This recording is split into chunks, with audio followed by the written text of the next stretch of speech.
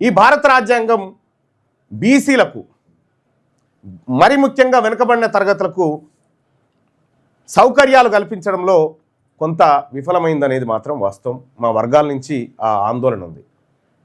ఆ రోజుల్లో పూర్తి అస్పృశ్యతను ఎదుర్కొంటున్నటువంటి ఎస్సీ ఎస్టీలకు భారత రాజ్యాంగం రిజర్వేషన్ కల్పించింది చట్టసభల్లో. కానీ బీసీలకు అటువంటి ప్రయత్నం చేసినా ఎవరు కూడా దాన్ని మాట్లాడనివ్వలేదు.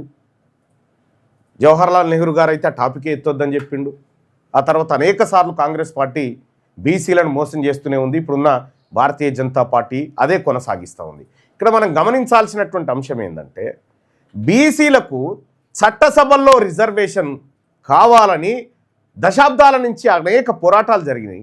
మండల్ కమిషన్ రిపోర్ట్ని ఇంప్లిమెంట్ చేయాలని ఎవరు మన కాన్శీరామ్ గారు 48 రోజులు దీక్ష చేపట్టిండు పార్లమెంటు ముంగడ కూర్చొని. అయినా కూడా ఈ దేశం చలించలే. ఈ దేశంలో అత్యంత వెనకబడిన వర్గాలుగా బీసీలు మిగిలిపోయినారు. అందుకోసమే బీసీలకు కూడా చట్టపరమైనటువంటి చట్టసభల్లో ఖచ్చితంగా రిజర్వేషన్ రావాలి.